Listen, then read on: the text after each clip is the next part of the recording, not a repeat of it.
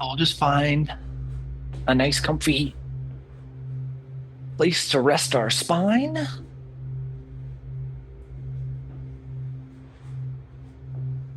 Oh, maybe you let the eyes close here.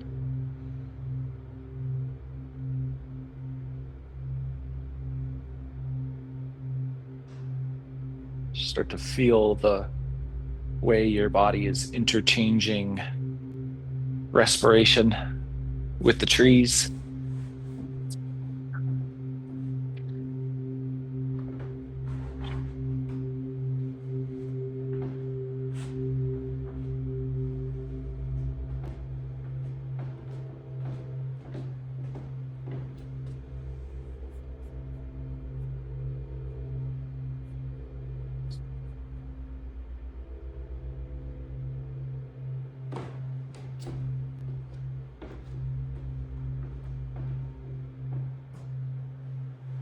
Feel into the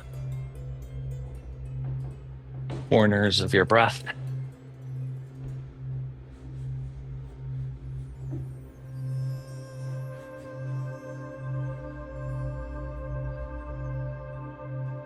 Give ourselves just 30 more seconds here just to land within the confines of our mat and our practice.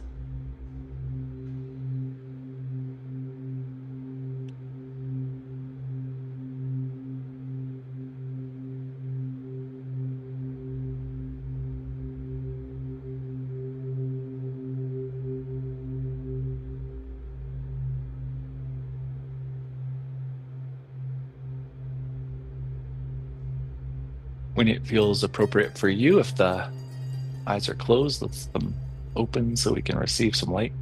And just inhale, reach the arms up towards the ceiling or sky, lift the gaze. You wiggle the fingers here. See if you can feel how the finger movement changes the stabilization musculature around the shoulders. And then let's release our hands and head back to a more neutral place and transition to hands and knees tabletop.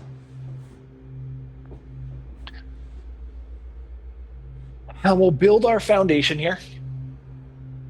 Splay the fingers out as wide as you can get them and just arch the back. And we're just arching the back, so let the respiration cycle be normal. You can tuck the chin, you can tuck the tailbone, you can create this cat shape, but cycle through respiration here. Nice long hold, physical staticness.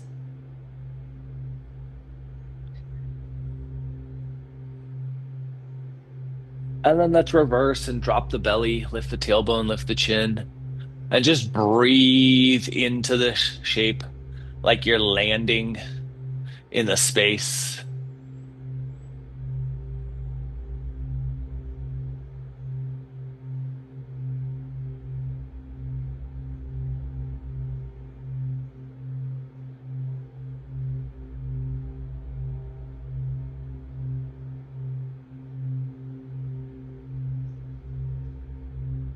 And then let's come back to neutral spinal alignment. Flip the tops of the feet if they're not, and sink your way back into child's pose.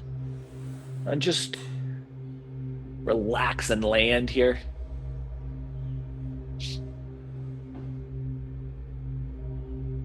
There's this young man who is prepping for a great adventure.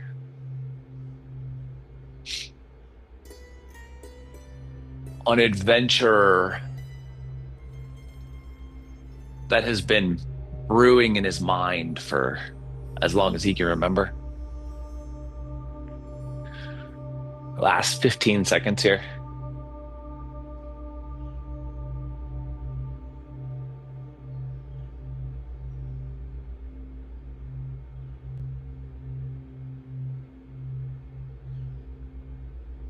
When it feels appropriate for you, let's pull ourselves back to tabletop. Once again, just make sure your hands are splayed out as wide as you can get them so you have as much engagement through the arm structure as possible. And let's add some dynamic flexion and extension. So with an exhale, round the back, tuck the chin, tuck the tailbone. And with your inhale, reverse that, drop the belly, lift the tailbone, lift the chin. And let's just work through with our own respiration cycle these interchanges between flexion and extension of the spine. Really trying to accentuate from nose to tail, right? That the entire mechanism of spinal movement, really think about where you're creating space between the vertebrae, where that space is shifting as your articulation of the spine shifts and changes.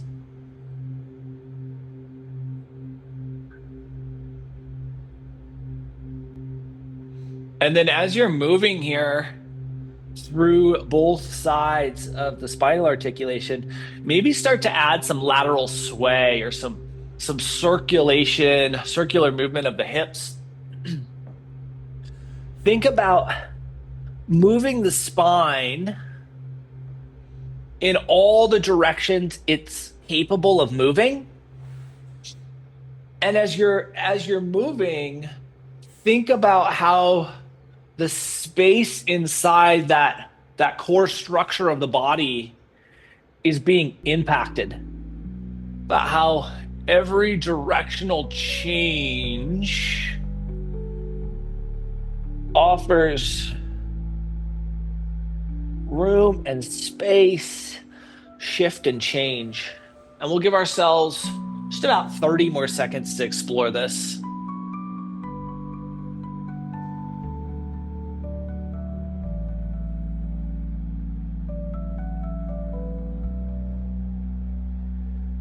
Really trying to find and create room within the body. Last 5 or so seconds, any last bits of movement that feel really good for you. And then eventually we'll come back to a neutral spine, flip the tops of our feet again if they're not already, and sink back into child's pose. And as you land, can you notice any difference in the way you're respirating? Can there be any noticeable changes just from cat-cow? As if cat-cow was something that could be tossed away with a just. We'll give ourselves 15 more seconds here just to feel the respiration of child's pose.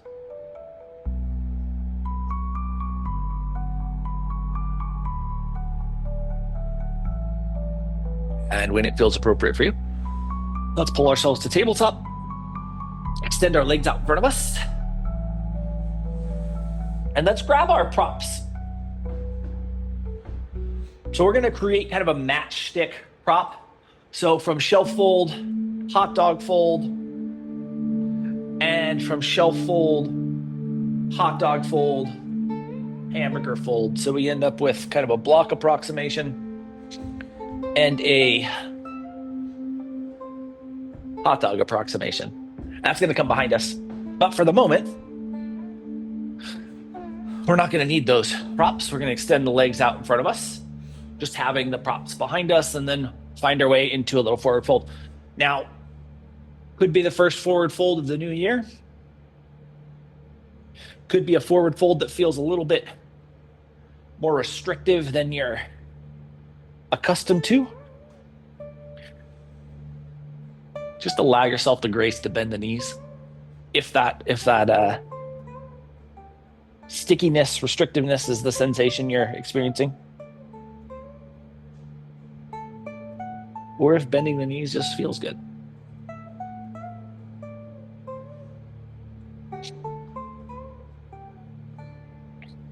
So as this traveler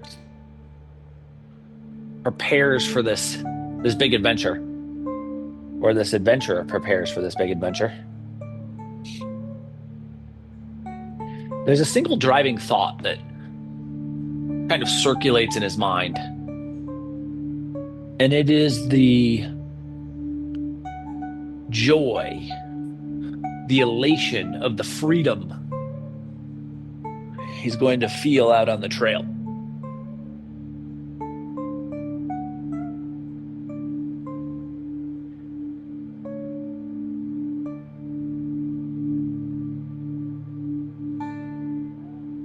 And so as he mounts his bag on his back and takes the first step on this adventure, he is nearly overwhelmed by this sense of freedom. A true experience that he is having both externally and internally. Give ourselves about 30 more seconds here.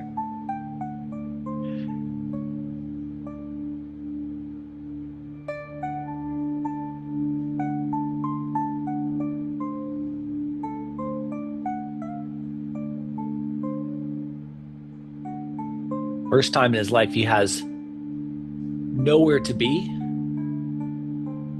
nothing that needs to be done, and any direction is available. When it feels appropriate, let's bring our spine back to vertical, and then slowly, gently, delicately lower yourself onto those props waiting behind you. As you land, try to make sure that the sacrum is supported by the mat so that the sacrum is experiencing total neutrality. And then think about the shoulder rotation and see if you can get the arms to relax in a way where there's at least a little subtle external rotation of the shoulders. So thumbs, palms up, thumbs out.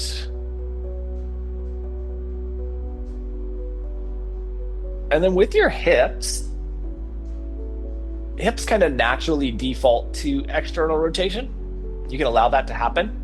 You can also really be conscious of the hip alignment and balance on the center point of the calcaneus bone at the heel and have the toes point straight upward if that feels appropriate for you.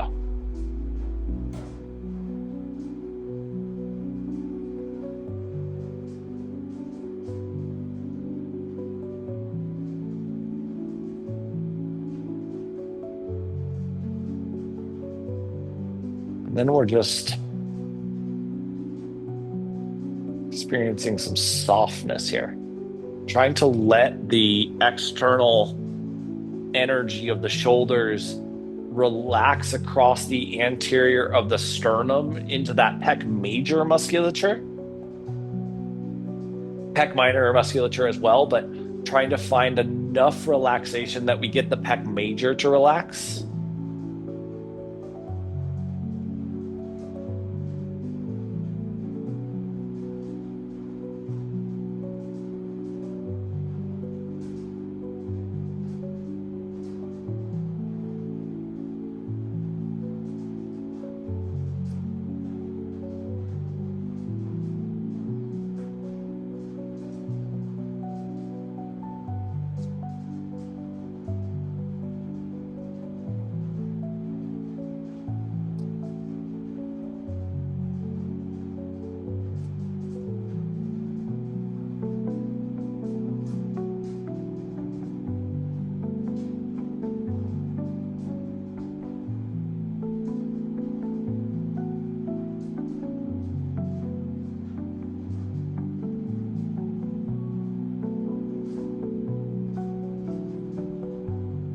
After about a month of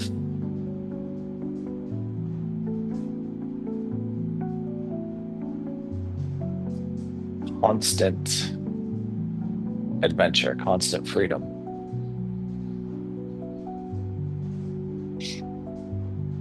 The newness is worn off. The overwhelming elation has worn off. But the lightness, the delicateness, the freeness still carries this adventurer's every footstep.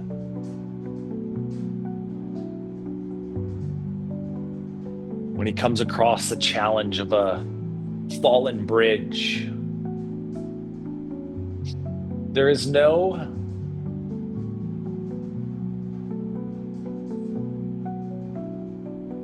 sense of animosity towards the path being disrupted. There's just a new path to be found, a new leg of the adventure to be discovered.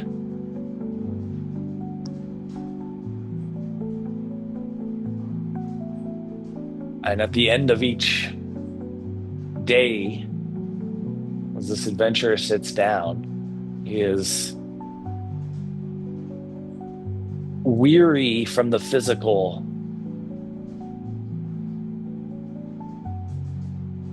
challenge, but lifted, lightened by the experience.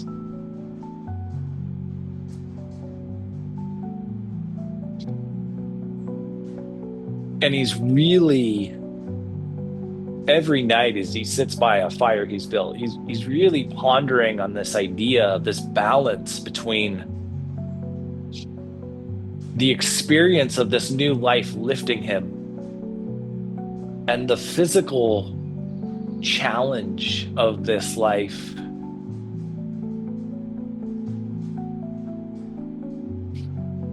weighing on him. Weighing's probably the wrong word, but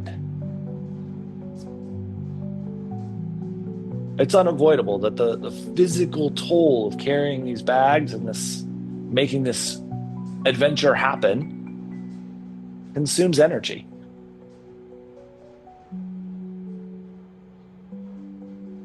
Really think about 90 more seconds here. Really think about what you can do to relax the shoulder girdle. See if you need to reposition the physical structure of the scapula so that maybe they're a little bit closer together so that this anterior torso shelf can be a little more at ease.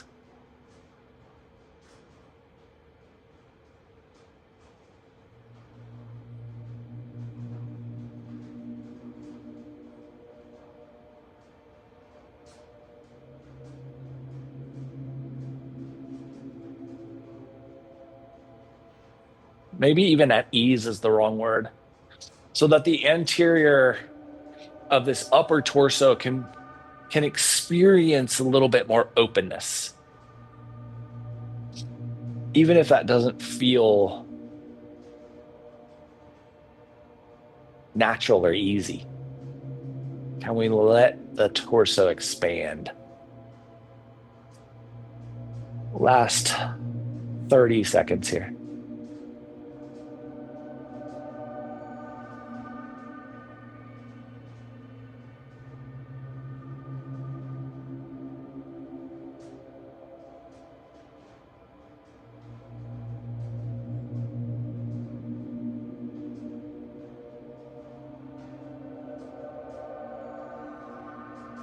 And when it feels appropriate for you, we're just going to bring our knees to a bent position if they're not already, and then roll to one side or the other, whatever side feels most natural, so that you can pull the props out from underneath us. And we'll just put both of them in this block-like approximation and set them to the side for a moment. And then releasing your body back onto the spine.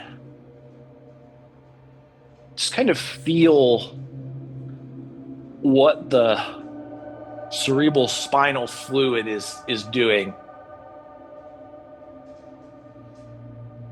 Sometimes when we go from this kind of angled elevation, head higher than tailbone, and then we go to head level with tailbone, it can actually feel a little bit like an inversion.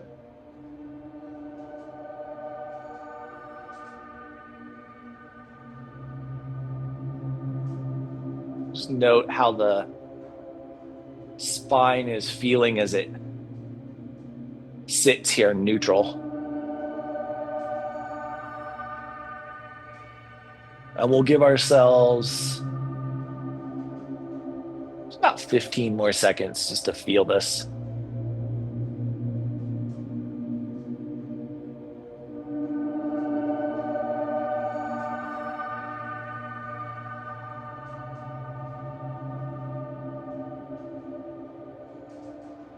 And then when it feels appropriate, let's bring both of our knees into a bent position if they're not already. So the kneecaps can point towards the ceiling. And then we'll extend the left leg down the mat, left toes pointed towards the ceiling or sky, and pull the right thigh in towards the torso so that you can clasp either the hamstring or the shin. And we get a little anterior hip compression on that right side. And then we're going to start some really, really small circles with that right knee. So think of this movement kind of drawing the smallest circle you possibly can. And just feeling how that proximal femoral head is responding to this little tiny circular movement. Sometimes this can feel like nothing, and sometimes this can feel really, really intense. It depends on how our hips are integrated in the moment. And then really slowly, and think about doing this as like a centimeter at a time. So it's very hard to do things in little tiny increments. So really focus on making the increment of expansion small. Start to spiral out a centimeter of expansion at a time. So each spiral of movement gets a centimeter larger.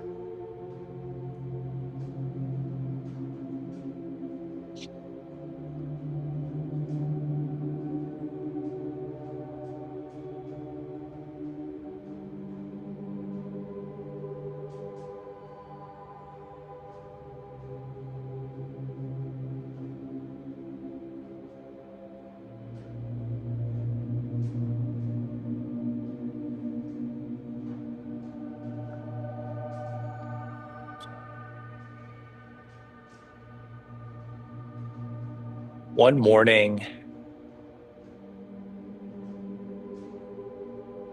as the stillness of the morning surrounds this adventure, in the background of the quiet, this adventurer hears this like incredibly faint, almost like a clicking sound. And it's this like click, click, almost like a heartbeat. But it's not this low drumming. It's a high pitch clicking sound that almost has this like high point and then a little bit fainter rebound.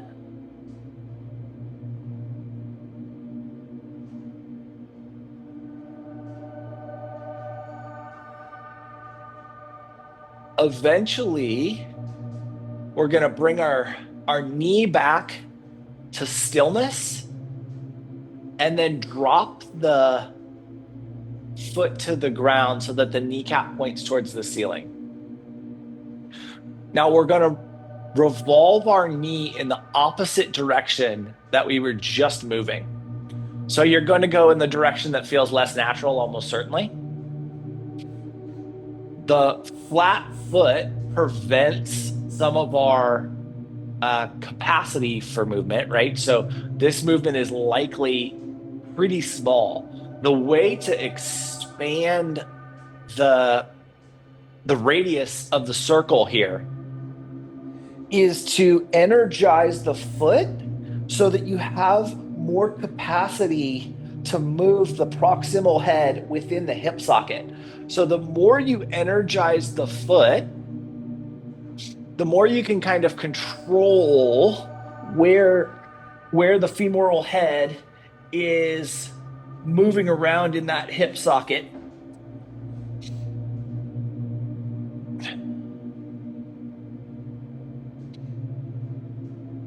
And you're just trying to go in the opposite direction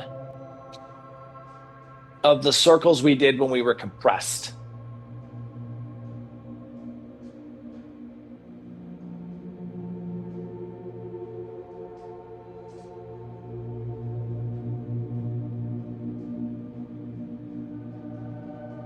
And the more you kind of get accustomed to this movement, the more the tibia and fibia can stay static, while the femur itself is the thing driving the movement, or the thing kind of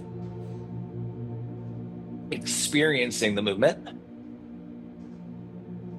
And then the more that we engage in the foot, the more we're getting that approximation of the femoral head into the hip joint. So we're actually driving that femur deeper into the socket, a little bit better functionality. And we'll just do 20 more seconds here.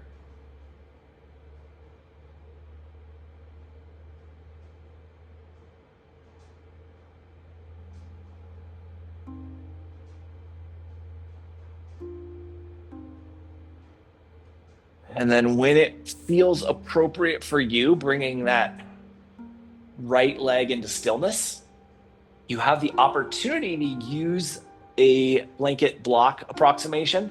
We're going to let the lateral edge of the right thigh open up for a little half butterfly here. You don't need to be supported, but if support feels beneficial, offer that to yourself.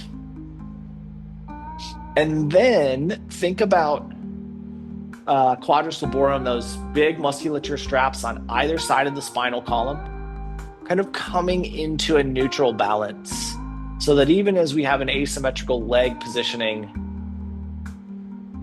the spine itself is symmetrical and relaxed.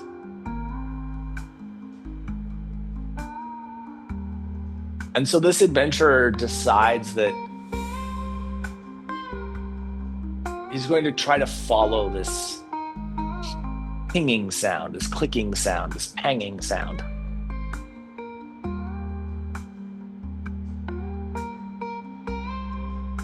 He didn't hear it at all last night, but it is a pretty constant experience in the quiet of the morning. There are times when it pauses, drifts away, but it comes back.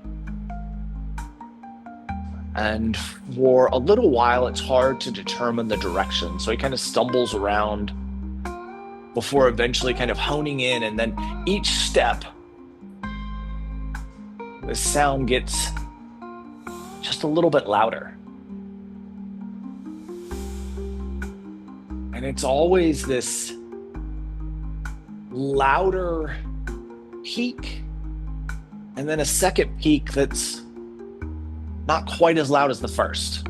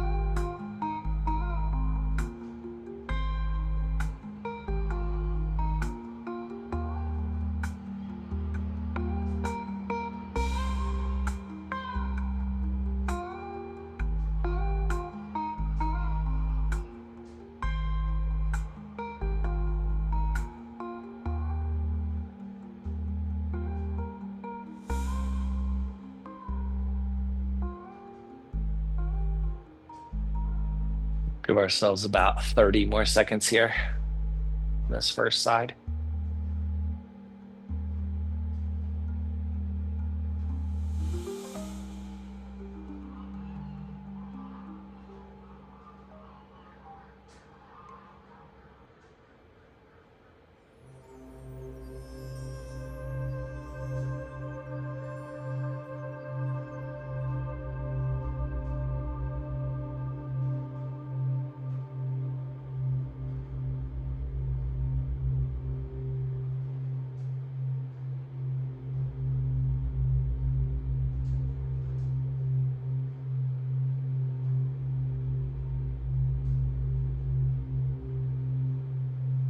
And it feels appropriate for you. Let's bring our right knee back up to neutral. And we'll bend the left to mirror the right. And then try to elongate the spine. So push the sacrum down towards the heels so you get full length once again. And then let's extend the right leg. And we'll draw the left thigh in towards the torso for a little squeeze.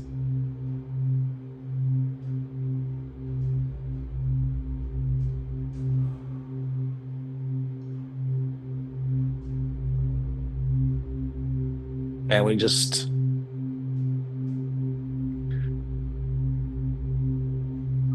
nice and soft here.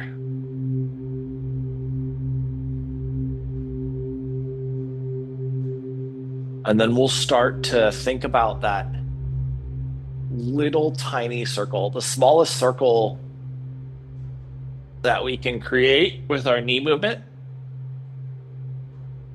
And we just want to feel how that is being received inside the hip socket.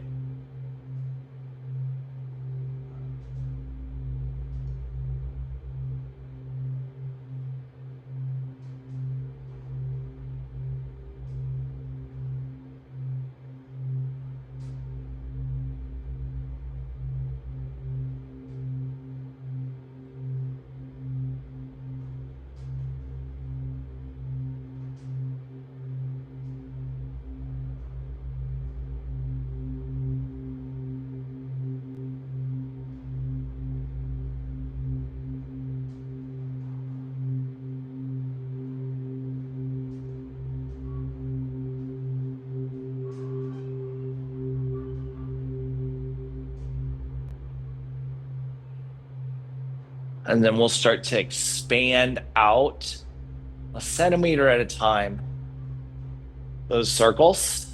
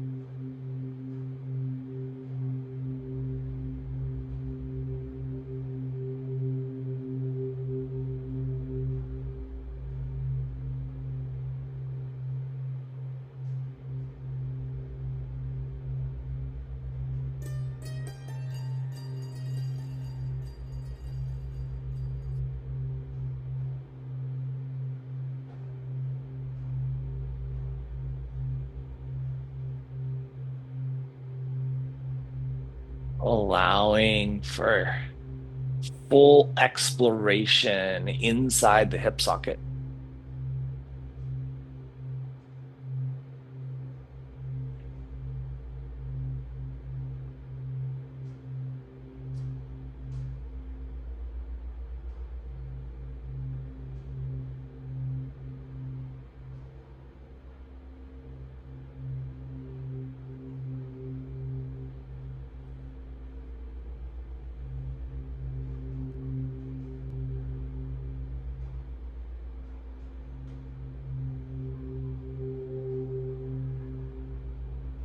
ourselves about 20 more seconds here.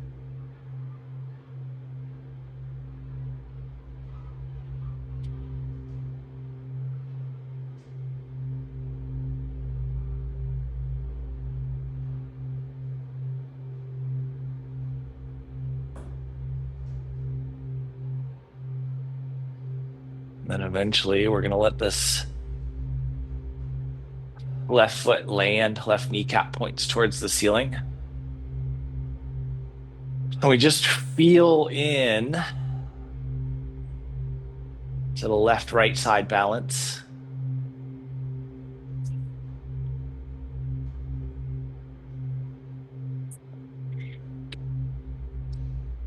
And then when it feels appropriate, we're going to reverse the direction of our circle.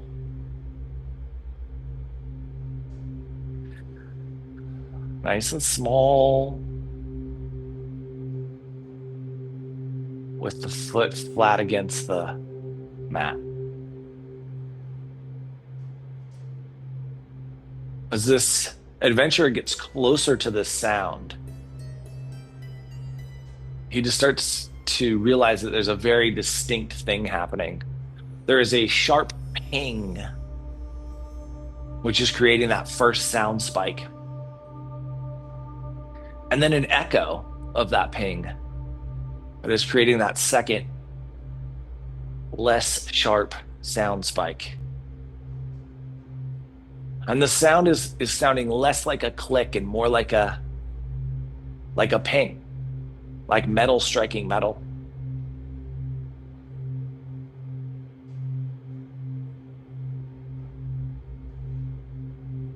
He eventually comes to the edge of this quarry. Inside the quarry,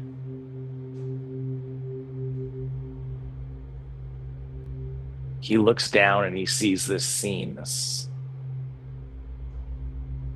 man inside is restrained with chains.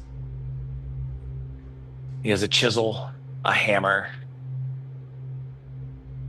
and a giant stone in front of him that he is chiseling away at.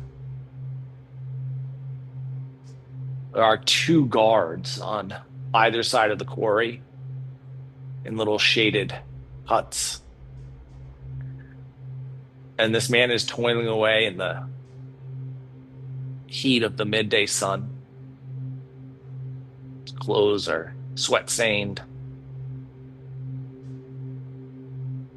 He has these big shackles and iron chains on all four of his limbs that are not only restricting his movement, but must be making every single hammer strike exponentially harder than it would be.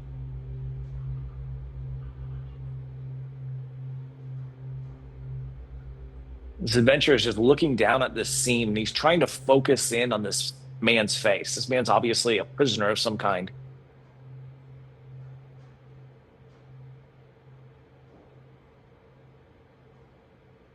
After some time, the two meet eyes. And this prisoner is clearly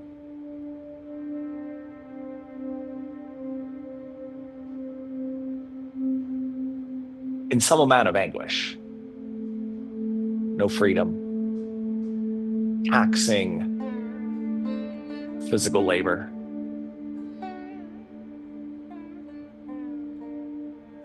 And chiseling away at a stone for what appears to be no other reason than punishment.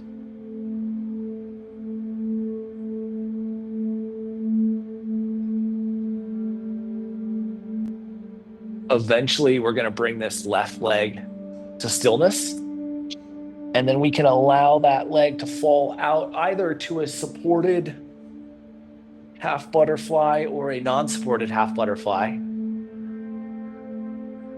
but into some static external rotation.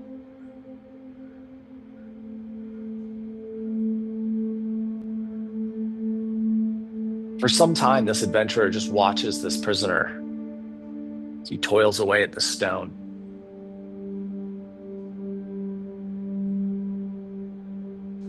He lets his mind wander to what this person might have done.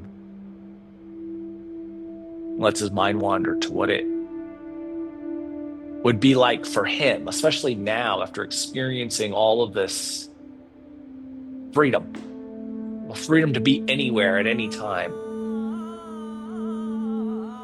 to be shackled to this one physical location with this one physical duty.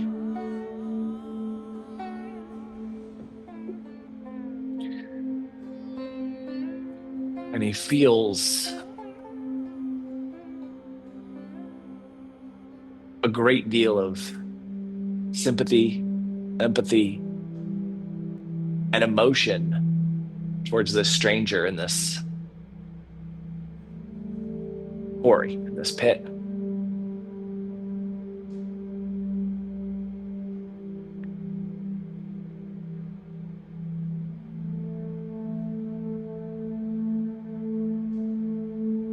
He recognizes that maybe for the first time since he left on this adventure, he's nearly overwhelmed with emotion.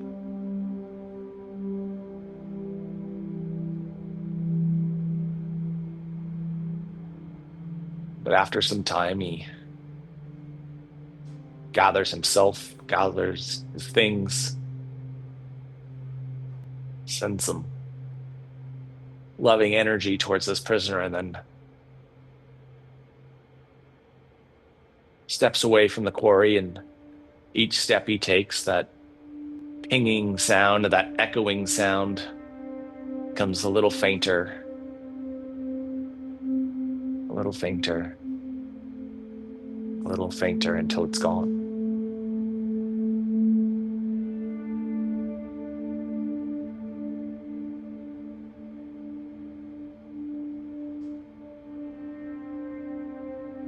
From time to time over the next couple of years, this adventurer will think back to that moment. He'll hear a branch snap off in the forest, and it'll remind him of that first time he heard that click, that ping.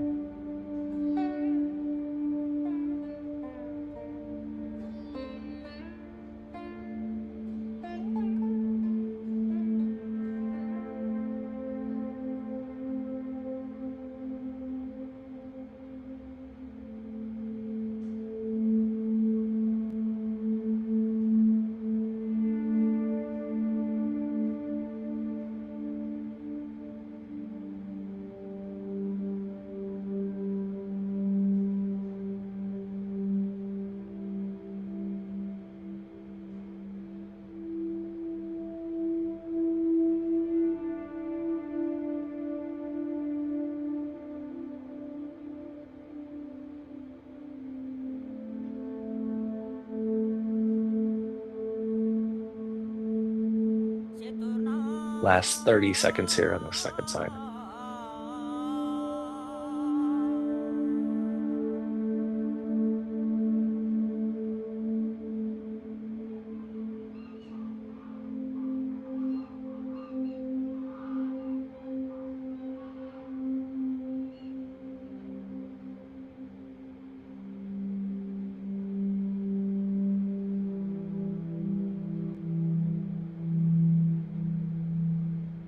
It feels appropriate for you. Let's bring our left knee back to neutral. Let the right do the same. Once again, think about elongating the entirety of the spine. So maybe you just push the sacrum down just a little bit for full length. And then let's extend both legs and both arms in opposite directions. We're going to get that full length of our body. And then we'll bring our knees back to neutral bent position. Let the feet splay out wide against the mat and slowly start to add a little dynamic sway of the knees.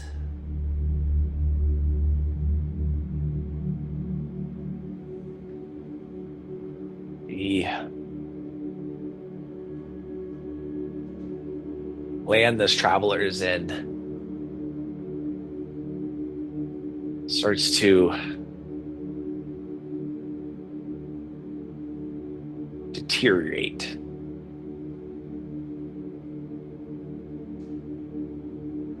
The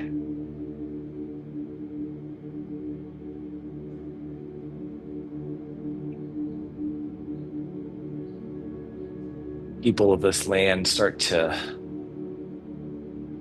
a war. And the controlling forces collapse. And this adventurer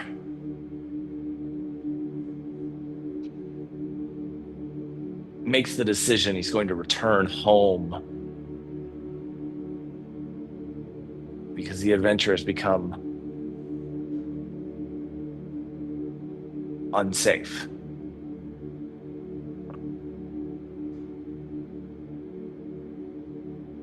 Next time the knees fall over to the left, let's let them stay there.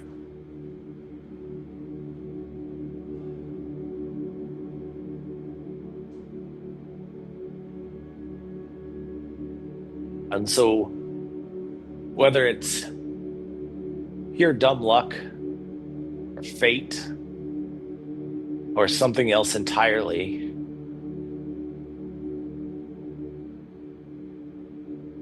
this adventurer finds himself returning and standing over the edge of this quarry once again.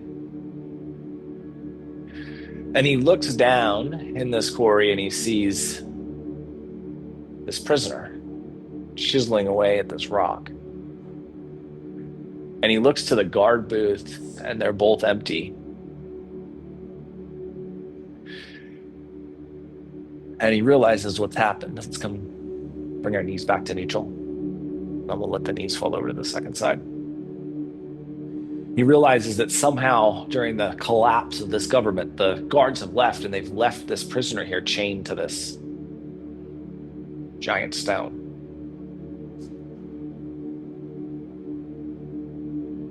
He nearly jumps out of his shoes. He moves so fast to run down into this quarry and free this man.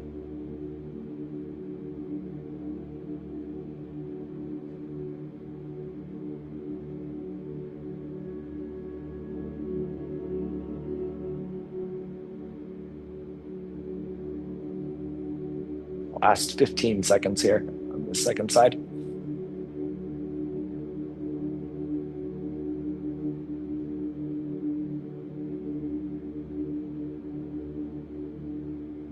And when it feels appropriate for you, let's bring our knees back to neutral. We'll ask ourselves if there's anything that we might want, that we might need, that we could benefit from prior to Shavasana. If there is, let's offer that to our body now. If we have everything we need, if we are ready for some stillness, then let's just drop into a place where we can appreciate some physical stillness.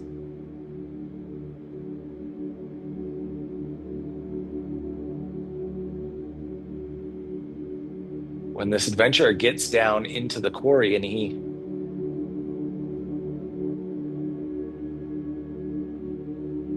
comes up to the prisoner, he's dumbfounded to see that the chains are rusted and open. There's nothing keeping this man here.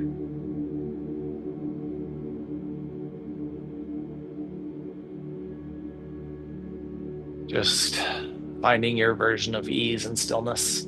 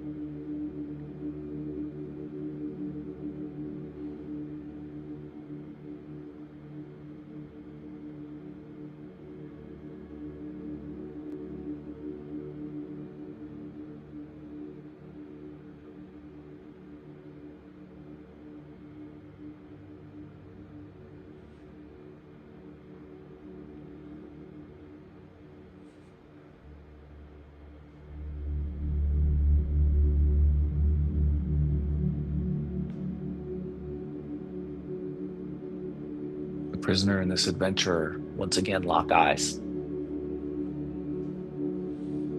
And this adventurer is taken aback at the difference in the eyes of this prisoner. He looks almost joyful. And the adventurer just blurts out, "You fool, why are you here? You're no longer shackled. Leave this place."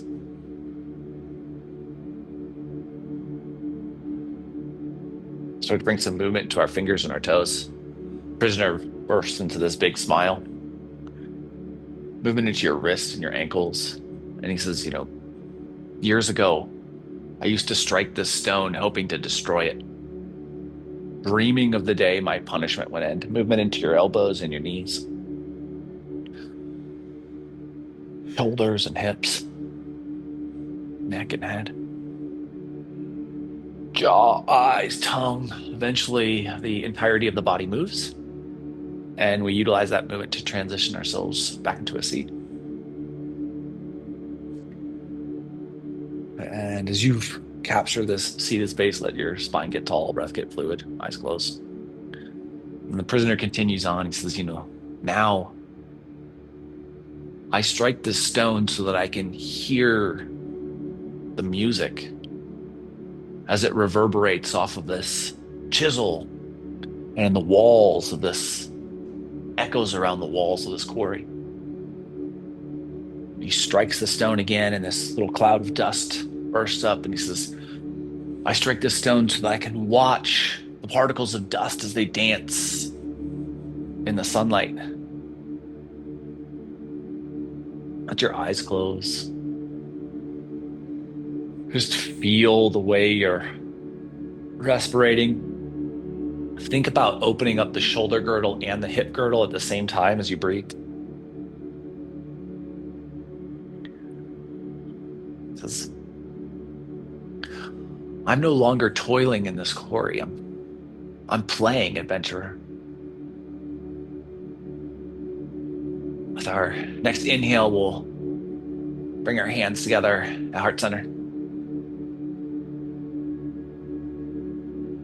Over the course of the next 7 days, can you remind yourself that sometimes the difference between a prison and a palace is simply stopping the attempt to escape the moment, and see how that impacts your experience. Thank you so much for being a part of this morning's practice and for being you. Namaste.